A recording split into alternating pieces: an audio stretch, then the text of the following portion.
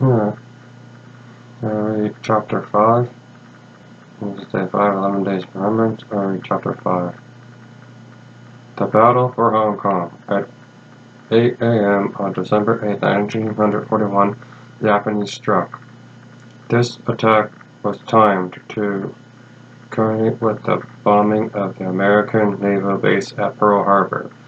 Waves of Japanese bombers attacked the colony without warning, and in a matter of minutes had destroyed our air force on the ground at Keetak Airport.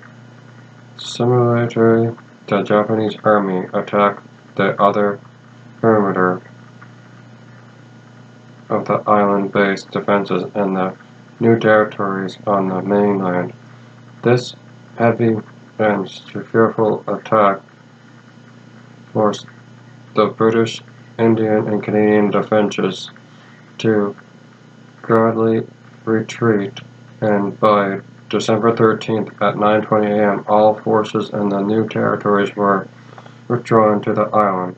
It had taken the Japanese only 5 days to gain absolute control of the mainland. The British commander, General Mattei, estimated the Japanese invaders to number 60,000 men with modern artillery and tanks.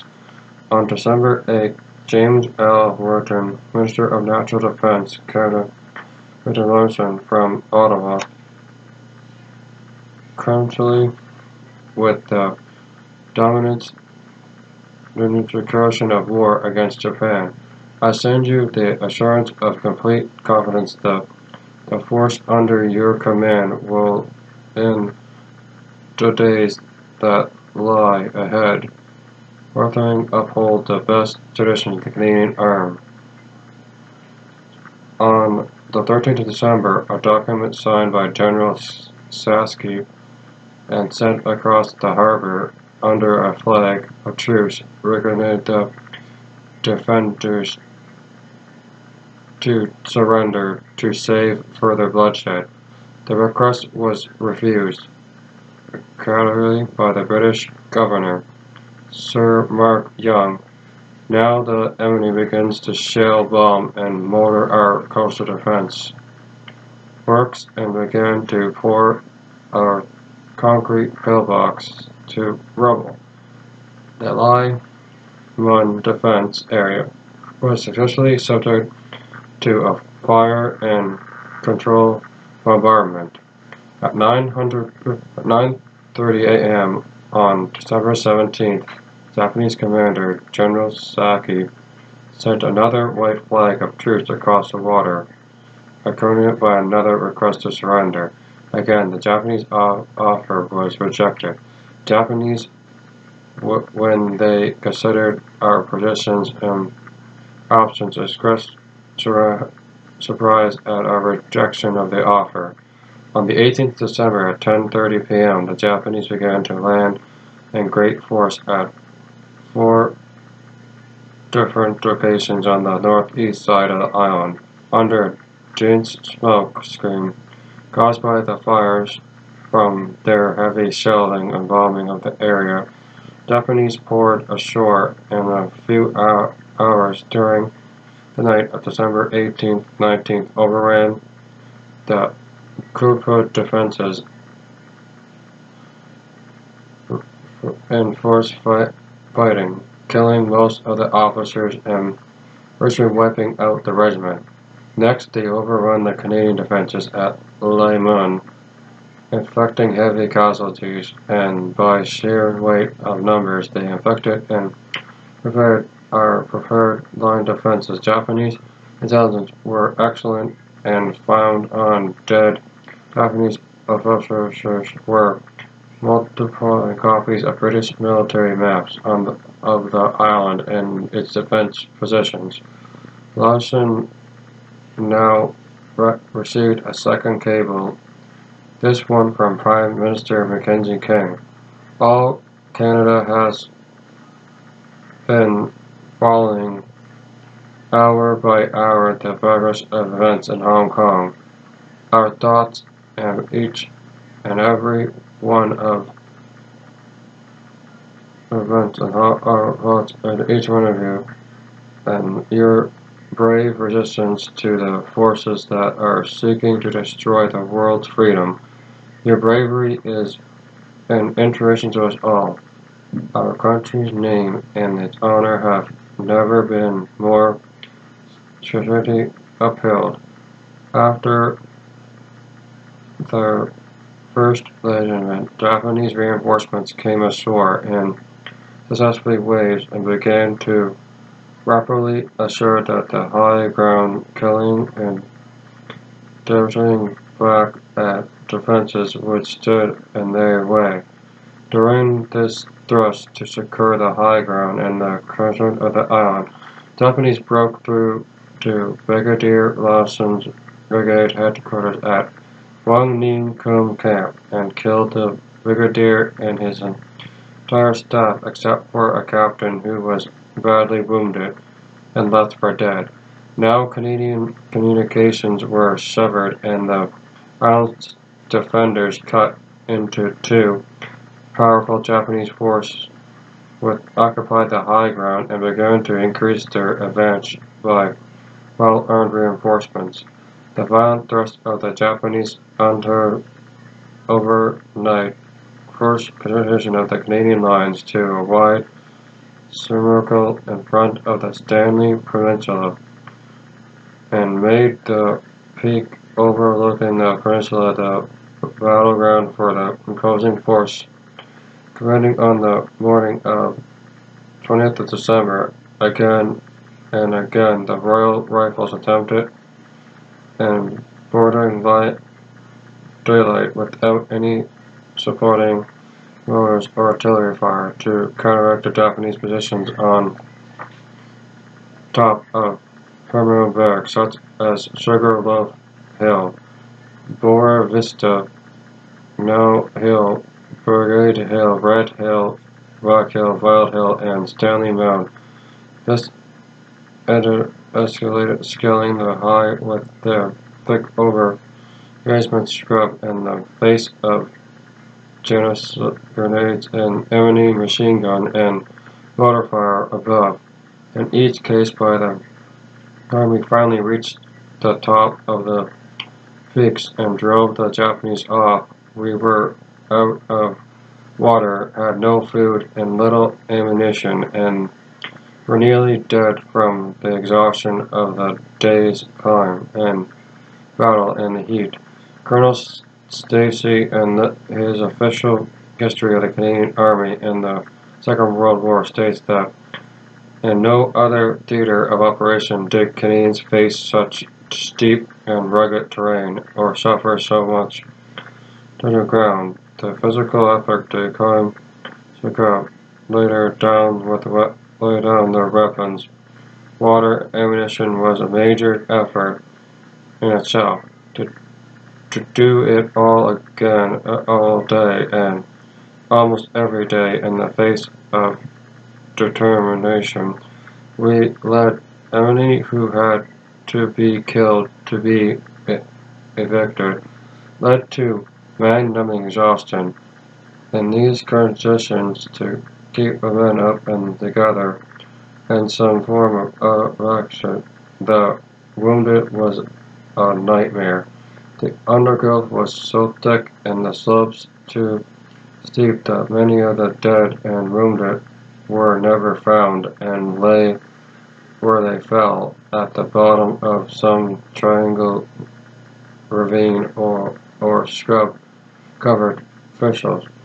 As soon as it grew dark, fresh Japanese troops would mount an attack to regain any ground we had taken from them that day. Under pressure from these attacks, and now with no food, water, or grenades, and with little ammunition, we were forced down the mountain with the wounded we could carry to find ourselves at midnight back at our standing point. But today the dawn broke as soon as water and food, belly beef and biscuits and ammunition were brought up. The men were awakened and we would be ordered to do the same thing again, each time within a smaller particular and within a few men. The utter beauty and again of these attacks have haunted my dreams to this day. The Japanese outnumbered us by a substantial margin. They were well-led veteran troops. We would stop them in some position and then immediately fire across to us to overflank to avoid President first against our Prime Minister yet again. These were equipped with mobile mountain batteries approaching mules the weapon. Now it became part of the propaganda to the effort that the Japanese were inferior troops was utterly false. Brigadier John Masters of the British Army fought for months against the Japanese in the Burma campaign and had this to say about the Japanese as an enemy. These are the bravest people I have ever met, and our armies of them nearly every Japanese would have a conventional Medal of Honor or a Victoria Cross.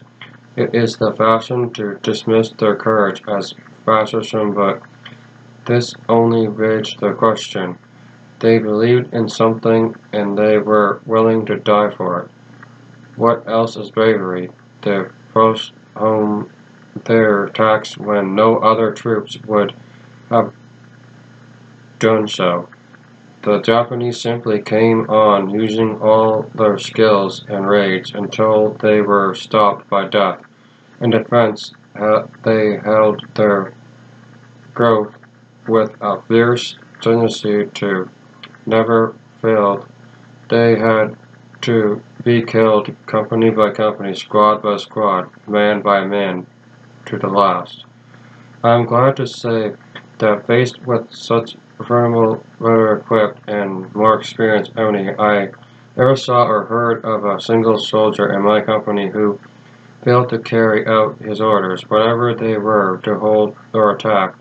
The men of D Company faced the enemy and fought without respite as an organized cover until it was ordered to cease fire and lay down its arms. At 8:30 p.m. on Christmas Day, I have selected two actions, one on December the 7th and the other on the 25th of December, the last day of resistance to Disco and Durtona that took place on my narrow front. There, as I have chosen within actions by order from after armistice at the request of our company commander, Major Pachter, on the 22nd. On the 20th of December, D Company was ordered to attack the Japanese in the center of defense, further towards Violet Hill and Wang Ning Chung Gump, and on the way to find a silence a Japanese battery that had been established somewhere at T-Tum took rear, but because I had a personal reconnaissance, the water champion in the area earlier in the month before the Battle of Hong Kong had begun, I volunteered to lead my platoon in this attack. I believe we were prisoners the Japanese line by using the now dry beds of the water catchment canals to control our advance until we could at least have closed the enemy at Tekong River, which were held by the hill. We carried out ammunition swiftly approach towards entering enemy using the boats of water sediment as cover. The approach of original tool making and the rinting rose as every were recovered from the time the noise of the battery firing. Any noise made by absolutely 12:30 a.m. by my men under their position in a water catchment 5 feet deep, 4 feet wide, certainly about 200 yards. How many meters is that?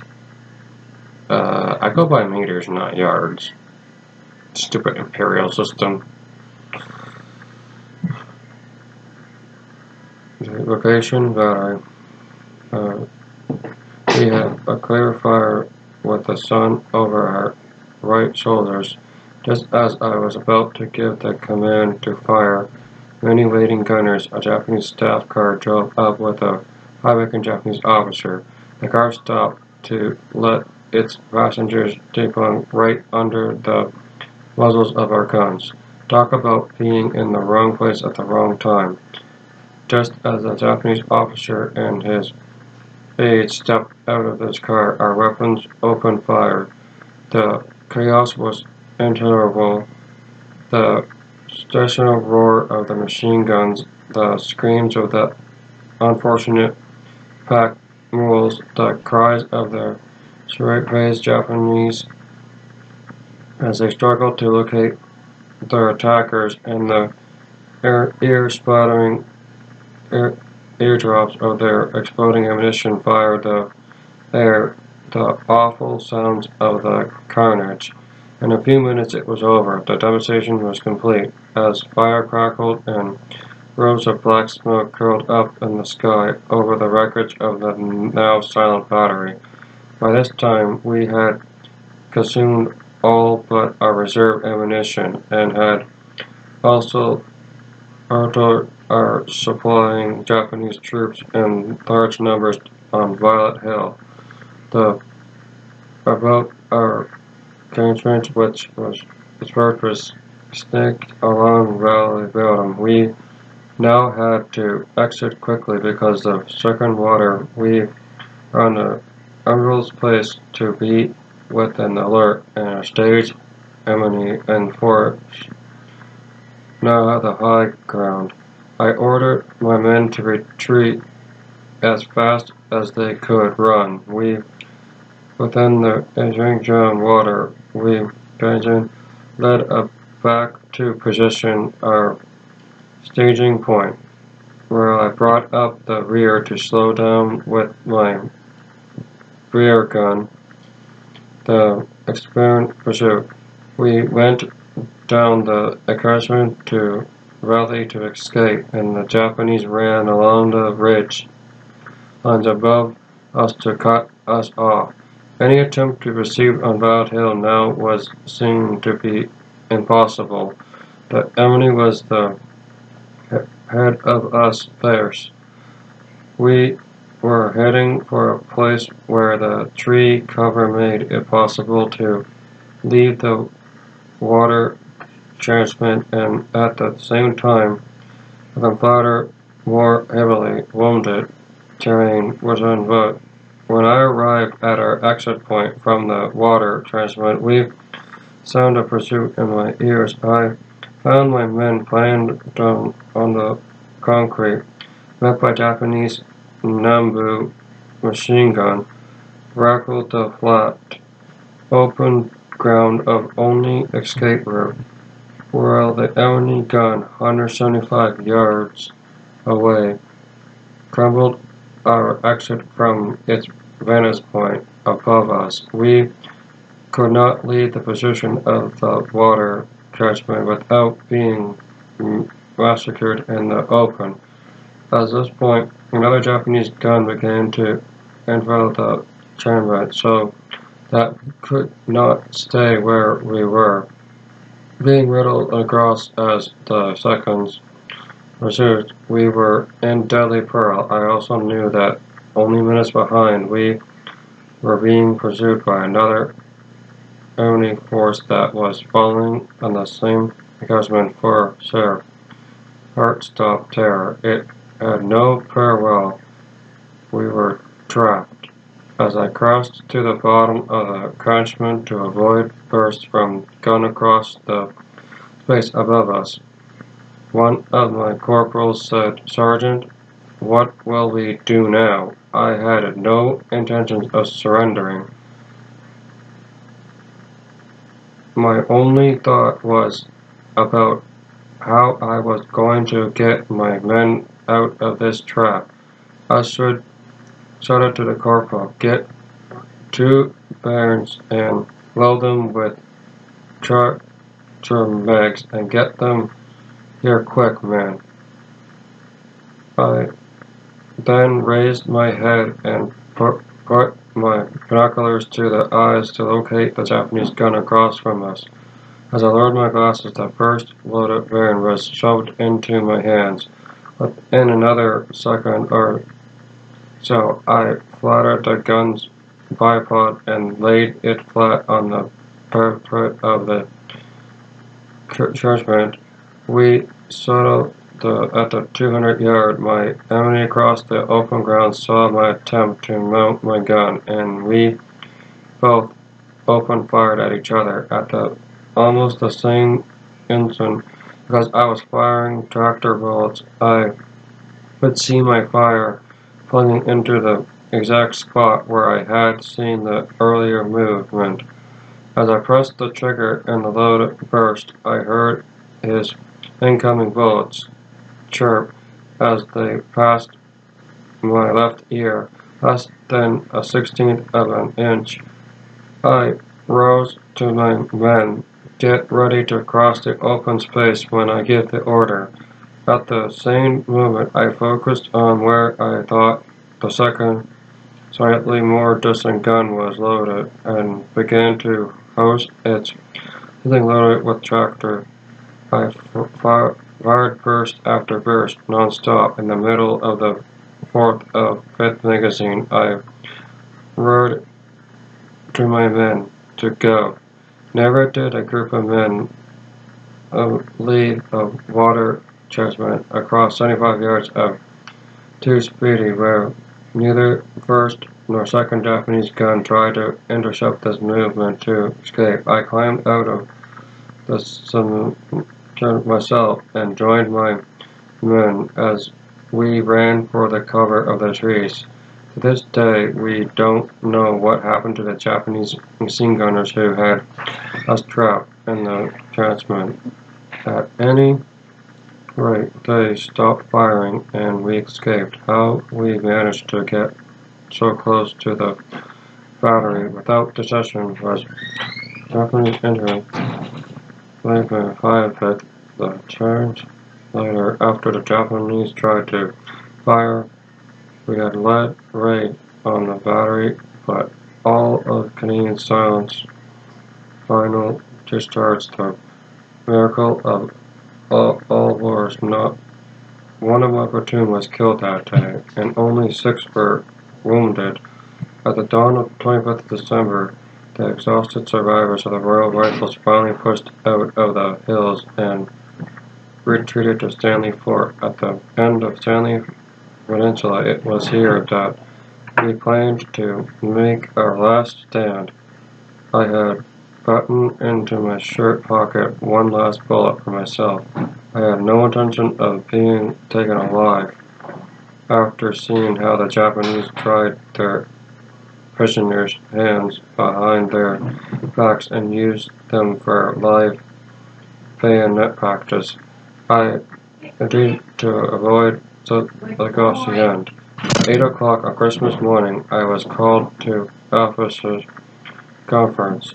Here we were told that my company, D Company, was ordered to sally forth for the fortress and attack Stanley Village on a quarter of a mile below us. How many kilometers is that? And I clarified the Japanese position. Taking the village at lost the day before and drive the Japanese from it. The counterattack was commenced at 1 p.m.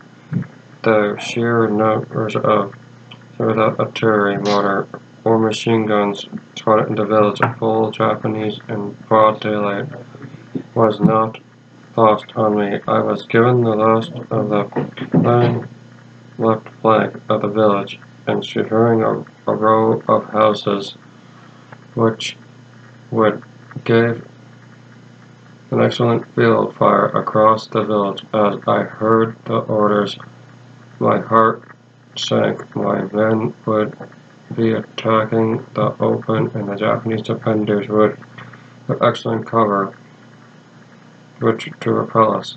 This was madness. As I walked back to prepare my men the assault, I realized that this would be my last day on earth. I could see that finally my luck had run out. When I returned to my position, I told them of our orders to mount an attack of company strength to clear out Stanley Village at 1300 hours. This was complete silence as they started with total assaultment and emerald eyes. We produced orders to men. We were so fatigued this would hardly stand. I said something of the effort. The village was no worse than setting they were for the last attack. Not a single soldier asked to be excused. There was should stand to take care of them. A couple of leaders led 2 days. I approached the new sanctioned leaders, organized my men to attack formations. We cleaned our weapons, replenished our ammunition and stock of grenades, and then lay down again to sleep until it was time for up from that attack. We assembled to our start line on time, and I led my men crouched low in the ditch beside the road into the village from the main entrance of the fort. The enemy opened up with machine guns, mortars, and small caliber artillery. By a crouched low dog line from rock to rock, he managed to reach a piece of dead ground 100 yards from the outer perimeter of the village, with no casualties in front, and slightly above us was a graveyard that lay to the west of the objective. I ordered my men to spread out in a skirmish line facing the graveyard, since the enemy had taken up much superior position above us in the graveyard, and we were in the open. I decided we must closely assure for heavy casualties. As men were sent over me, I ordered them to fix bayonet charge within seconds. Rifle hoops. We were upon the enemy in the graveyards, filing our shoulder blade guns from the hip. This regiment took the enemy by surprise as bombardments of hand-to-hand fighting with bayonets. This took place in no more than 1 or 2 minutes. We had the Japanese cleared the graveyard. We then cleared on possession through the fleeing Japanese survivors to the front lines of houses where they took a stand to repel us. Another hand-to-hand combat interrupted as the Japanese stubbornly refused to be evicted. We tossed in grenades and cleared the house with our Tommy guns and bayonets. We passed through the first house and entered a North Street village. As we turned the corner, we ran into a platoon of armed Japanese riflemen running forward with rifles.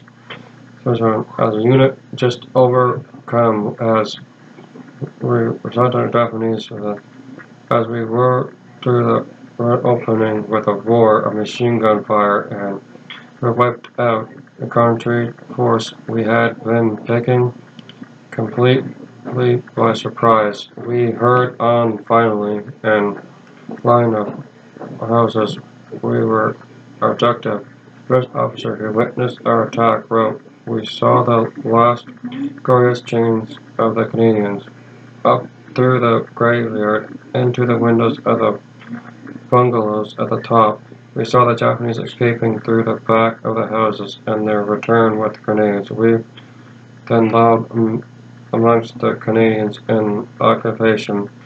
Very few Canadians survived the gallant charge. We were now well into the village, and fire was ceasing. Havoc among the Japanese now only began to take casualties. From their turn fire, I ordered my men back to our objective. We up position at the round the house and began to pour heavy fire under the countering the Japanese. At this point, a runner from number 17 platoon on our front told me that Lieutenant Power had been killed, and therefore I assumed number 17 platoon as well. Sergeant Lance Ross from number 17 platoon joined me, and our Lewis and beam guns were repelled the Japanese with murderous fire. There was now a lull of the Japanese returned for reinforcements and restored the artillery on the position. This bridge gave me a chance to assist our position. We led our running out of ammunition. One of the section leaders, Corporal Magellan, was killed and another severely wounded. We were out of water, it was hot, and we were suffering the pangs of thirst. In about 20 minutes, the Japanese remounted their attack and, as usual, began to outflank our positions. At the same time, artillery began to fire shells into our positions and the houses. Within the house, began shot pieces us. The enemy outflanked us, casualties and ammunition low. I was reflected to receive an order by a runner to pull back as I was about to be cleared and cut off. I sent the men back in small parties, while Sergeant Ross and I covered them with our machine guns and the remaining stock of ammunition. My wounded could not walk. They were there, had fallen. I led first while Sergeant Ross covered me, and then he ran back as I covered him. Finally, by the time miracle, we both near to a drainage ditch that allowed us to crawl out of range. It was impossible to evacuate or wounded. The Japanese were now so close, so possession that we had been suicidal. I would certainly have lost all of both platoons in the attempt, and so the brave young men were left where they lay, at the mercy of the enemy. As we retreated back to the fortress, we met Major Parker. He told us we were the last to leave the village. It was now after 6 a.m., and there 3 of us finally entered the fortress just across the sun setting.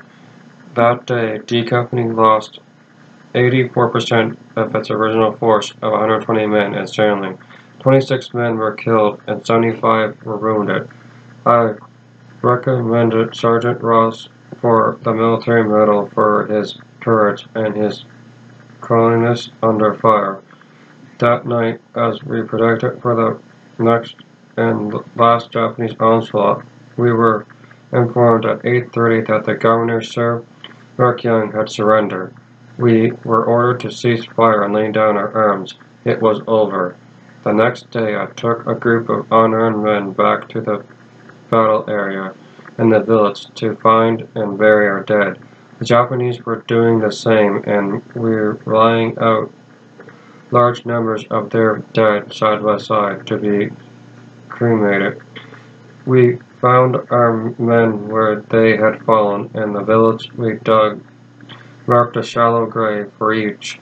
As we sadly conducted them to their soldiers' graves, we buried our heads, and I said a few simple words over each blade them farewell. Military historian Carl mentioned in the defense book No Reason Why on the Battle of Hong Kong, where the D Company Christmas Day attack on Stanley Ridge for idiotic creative ranks with the charge of the Light Brigade. Today, more than 60 years later, as I recall the actions, I am both proud that I was a member of the courage, brave, full sorrow to this day I am haunted by the tragic, unnecessary loss of those young lives. Given what transpired before the men exhaustion, I encourage him Back in Ottawa, in the middle of Christmas celebrations in the heroic of the day, the news that Governor Young had surrendered the island to the Japanese, Prince Minister Rosen declared, reports make it absolutely clear that the Canadians shall in full measure in the sacrifices the endured and the heroism of the epic battle. This, the rifles and the Winnipeg Rifles of Seaforce at Hong Kong were the first Canadians to engage the enemy in World War II. Those were surrounded at the battle incurred the last. They were rarely back to their homes after the war. The treatment of the men who were unlikely enough to be wounded or taken prisoner by the advancing Japanese at Hong Kong can only be described as barbaric. During the battle, we had recruited a position. We fought the dead and brutal bodies of men who had been made prisoners or had been wounded.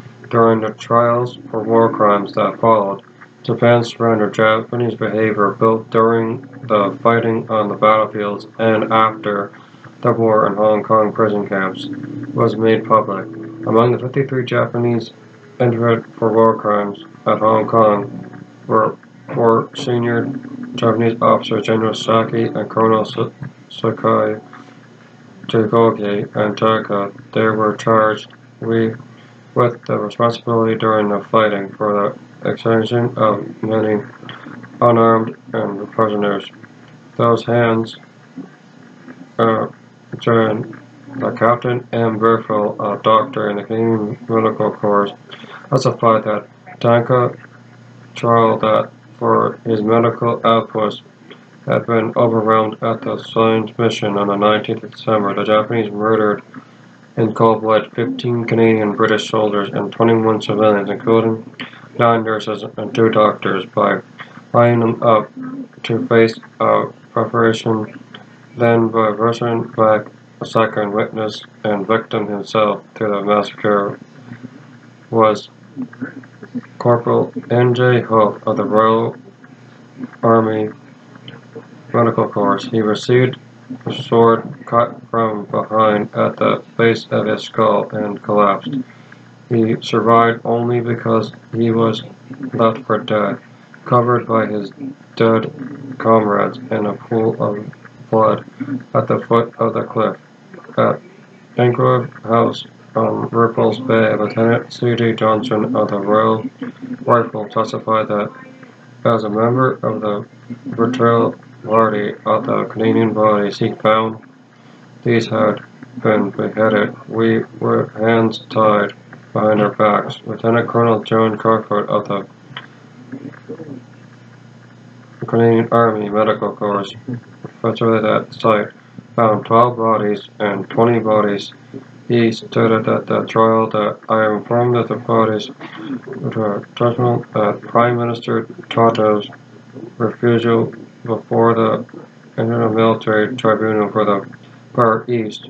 Captain James Burnett, Paradigm for the Rifles, was tried on Christmas Day, December 25th. The Japanese broke into St. Stephen's Military Hospital and bayoneted to death as they lay in the bed 70 helpless wounded soldiers and murdered and dissembled nurses. There were no armed soldiers in the hospital, and there was no known reasons for this heroic attack on this hospital. Wounded, with the Red Cross symbol. He himself saved only because the governor surrendered the island during the day. He was then forced to cremate without ceasing any records of the dead. 170 bodies.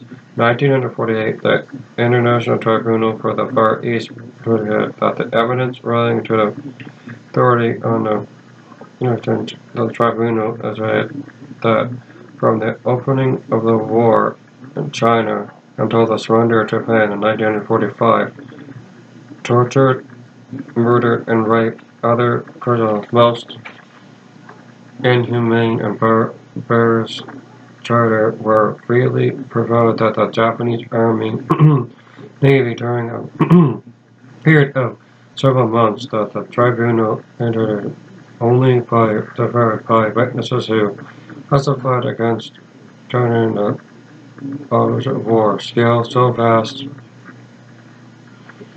from witnesses yet yield my profession and all that sincerely ordered a lawful prison by the Japanese government for indicted members, therefore by the leaders of armed forces, beginning to the end of the questioning methods. Death marches and which prisoners include the sick were forced to march long distances under conditions which were not well-conditioned troops and guards, labor and trade.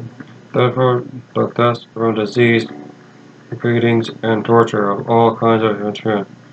Continued trial, this proved trial after the war. The military tribunal was found guilty on 922 Japanese for war crimes and included even acts of criminalism on Allied soldiers. Many of them were Japanese officials. These of them, Tojo Yamada Hama was well-known high-ranking Japanese general. Colonel Edel was the officer in charge of the personnel of war at Hong Kong after his trial of war crimes against Canadians and British in Hong Kong was sentenced to death for, among others, this murder of the Canadians and 5 British prisoners of war. This sentence was commuted to life and then 21 years, and all 53 Japanese were executed for war crimes ranging from onslaught murder to death, caused by prisoners of both civilian and military personnel under control at Hong Kong 1942 to 1945. It has been estimated that the majority moved with 4% of Allied prisoners held by the Germans and Italians died, while 27% of all prisoners captured by the Japanese died in captivity.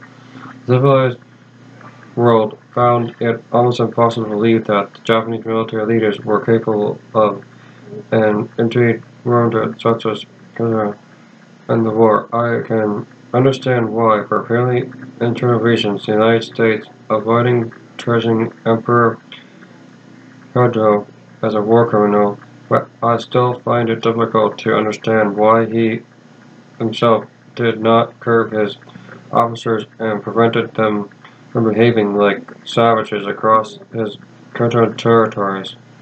As the Inter-Tribunal said in the report on the scale of vast villain that the Japanese government tried to forces, the loss of Hong Kong in 1941 was a humiliating defeat for the British at the hands of the Japanese. It was the beginning of the end of the British Empire. Years of military neglect regarding understanding of the Japanese, unpreparedness, poor leadership,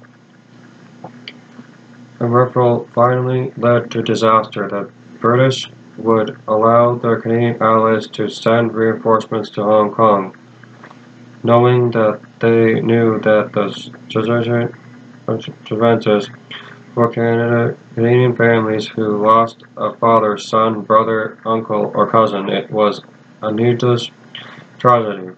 It allotted for the worst even the lives of those who surrendered, and as I can personally attend places heavy physical and emotional borders of their sordid lives, a vendor's number of the survivals of the battle, that person surrender, emotional trauma, health problems led from the war ended, the stories of struggle of those who returned to Canada to try to live a normal life within the scope of this book, but most of their lives were shortened, deterred, and distorted by the experience.